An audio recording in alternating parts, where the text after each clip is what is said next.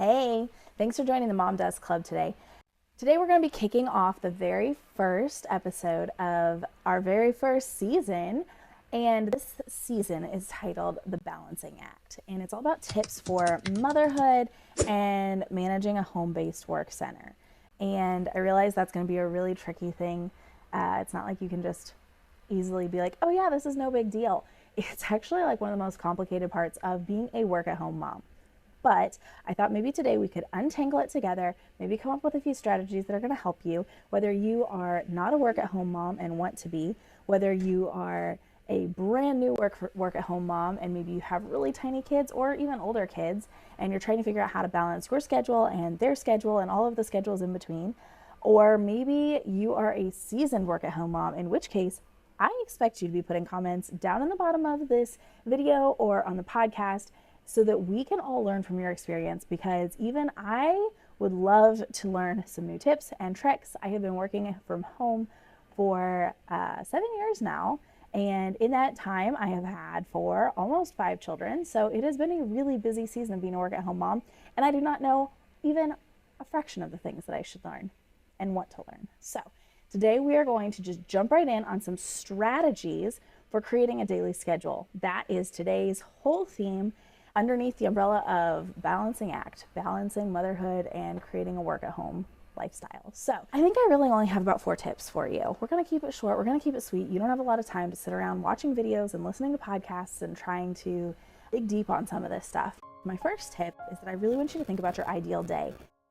It can be so easy to create a schedule on this fabrication of what a day would look like for you. Whether that's going to be, I'm going to wake up at 5 a.m. before the children wake up, and I'm going to have a homemade breakfast for them, and then we're going to have breakfast together, we're going to sit down, and then I'm going to quietly go sit at my desk and work for a few hours, and then after that, they're going to play nicely, and then we'll sit down and read books together.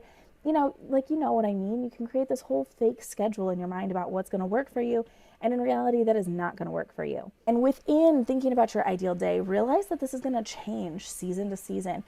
Literally multiple times a year, you will probably change your mind, and that's okay. Right now, an ideal schedule for me, I wouldn't even say it's ideal, it's the schedule that I'm living within right now, is that I start my day really early, obscenely early, and I'm not trying to put myself on a pedestal. It's just what I have to do. I wake up at 4:30 in the morning. We have a farm in addition to kids and working at home and a business and all the things we're juggling. We have a farm and we have a couple of milk cows. And so I have to get up and I have to go out and milk the cows before my husband leaves for work. Otherwise, I have to take the kids with me. So I get up at 4:30, I go out at 5 and I milk the cows. I'm back by 6, and by the time I'm back, everybody's already awake and they're ready to start their days. So things are definitely hopping for us. Things are busy, things are active. It's always a busy schedule for us. And that's kind of how my morning rolls to begin with. It's not like I wake up and have this really quiet morning and sit with my coffee and do devotionals and then have my quiet time and have a quiet prayer before the kids wake up. It's kind of just wake up and get started with the day and get started in my chores. And then the next portion of the morning is, breakfast and cleaning up the kitchen and squeezing in a few email replies and maybe sitting down and doing something a little more in depth. Maybe I have to start working on payroll, or maybe I have to work out a couple of our employees' schedules, that kind of thing. And I've kind of worked into a new routine where I get the kids their lunch and then we sit down and we work for about an hour on their schoolwork. We homeschool. Kids are young, so it's not a complicated school schedule. It's just first grade and kindergarten and then the little people underneath that. So it's not a complicated work schedule, but it's still requiring me to drum up a bit of consistency that is not normal for me. And so we'll sit down, we'll do a little bit of school, and then at that point, all the little kids go in and take their naps. The big one goes in and takes her quiet time, and that's where I am doing this. And so that's kind of how a day works for us for the whole first half of the day. After that, I have a little bit of time while some of the kids are sleeping and while they're still kind of waking up and being quiet and not fully awake and ready to go yet. And there could be outside time thrown in that. And then there's food and dinner prep time, and there's tidying up the house time, and then there's going back out to do the cows again. And then when everybody comes in, we kind of have this same routine where we do dinner, and then we clean up the floor, and then we do bath time, and then we, get our pajamas on, brush our teeth, and we go to bed. And so it's kind of a stereotypical day for us, and it's fun because I never realized that I was routine oriented until I had children, and then I'm like, oh, I actually am kind of routine oriented. And so it's been fun to realize that in my own motherhood journey. I think the second tip that I have for you is to block out your day in a way that is the most efficient for you. And so it's going to be kind of a trial and error. You're going to have to think about how you want to do things, and you're going to have to kind of have my day blocked out in sections. So, the first portion of the day is doing chores and taking care of cows. And then the second portion of the day is doing breakfast with the kids and activities and kind of keeping them occupied for a little bit, whether it's going outside and playing for a little bit in the morning or orchestrating activities for them to do, whether it's listening to a read aloud book, which they're really into right now, and doing some activities to keep their hands busy while they're listening. The next portion of the day is where you get into like the school portion and then the lunch portion. And then, well, actually they swap. We do lunch, then we do school. Then you get into the nap portion of the day, and then you kind of get into the wind down part of the day. So everything's kind of broke up in little schedules, and I work in where I can. Generally it squeezes in nap time, and I just get work done where I can. Sometimes it happens in the morning, sometimes it happens in the afternoon, and sometimes it's happening after everybody goes to bed. And I try not to stay up too late, but some nights just have a different requirement for you. So it just kind of depends on how your life structures. But the more you kind of think about your day in these blocks and these categories, it can really help you kind of stay focused, stay on task, and know how you're trying to squeeze everything in just into one day. And it can really help with these daily schedules that you kind of have to figure out. Another tip that I have would be to think about what motivates you to stay on schedule. I feel like I really struggle to find motivation to stay on schedule because I don't feel like a lot motivates me. Sometimes if I'm really tired, I can get stuck in this zone of just like being so exhausted that it's easier to just scroll and do nothing than to do my work. And it's really ridiculous because I would be better off just going to bed rather than sitting and scrolling, which makes no sense at all. But we're all still learning how to make this work for us.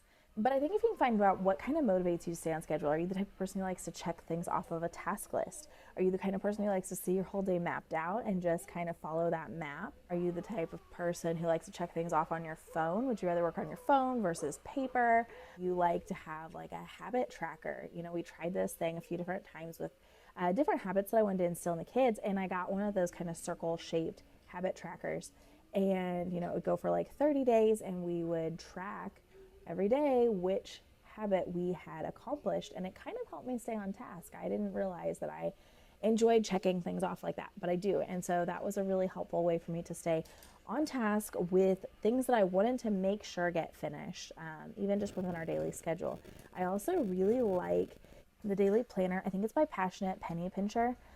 So if you're looking for a really good book daily planner, I really have enjoyed that. I'm not consistent with it. Consistency is not my strong point. It's something that I'm learning and working out. But when I did use her daily schedule, I really, really liked it. It helped me kind of stay on point. And plus, she also is a work-at-home mom, and so she balances work tasks and home tasks and kind of takes some of that stuff off your plate. She has everything organized by day, which task you're going to do every day of the week just to keep your home clean and tidied and organized. And that was really helpful for me because sometimes you just need somebody to tell you, okay, on Wednesdays, you're going to clean the bathrooms. On Thursdays, you're going to wash your sheets. That kind of thing. It really helps. So if you're looking for if you like the physical daily planners that you can hold in your hand, then I would highly suggest you look into those because I've really enjoyed it. There are also tons of apps that you can use for organizing your daily schedule. I really haven't gotten into that. And I actually probably won't ever get into that. I might not. I am a little apprehensive to do an app only because every time I open my phone to check the daily planner, we all know I'm getting distracted on some kind of notification, or I'm like, oh, I'm just gonna check my email really quick, or I'm just gonna hop onto Facebook really quick and then I'll be done. So I'm apprehensive to use my phone for scheduling only because I know I'm gonna get distracted. My final tip for you is to toss the schedule. Kind of a funny one. I know that sounds ridiculous, but there are some days that, having a good kind of generic schedule about what you want to do in a day is really helpful. But for the most part, not for the most part, but every once in a while, something is going to happen and it's going to completely disrupt the day. Whether it's, your husband forgot something and you have to run it in really quick to town for him. And for us, that takes a huge chunk of the day out. You have to run in something to town. And it completely changes the way your day is going to go. Other times, something comes up like a car thing, and you have to take your car in and get it worked on. And so it's going to completely disrupt your day. It's an emergency. It's a change of plan. Goodness forbid you wake up and find out you have a sick kid, and that's going to take your whole day, take your schedule, wipe it out, and you're going to start over and have to do something completely different. So while a schedule is really good, and while I highly suggest you make something that kind of helps you keep on pace and keep on schedule, and don't forget the things that you need to accomplish every day, like, I don't know, drinking water, eating food, cleaning your house, the things that nobody actually wants to do. Okay, some people might, I don't. But it helps me kind of stay focused on those things. But sometimes you just have to be willing to toss the schedule and realize that this isn't working today. This isn't working. We're going to catch up on school tomorrow because no matter what we do, no matter how hard we try to get to this isn't working. Or, you know what? I had set aside portions for today because I really wanted to work on this particular part of my business, but this isn't working. My brain is tired. My brain cannot push through this. I'm going to push this off into tomorrow and we're going to try again.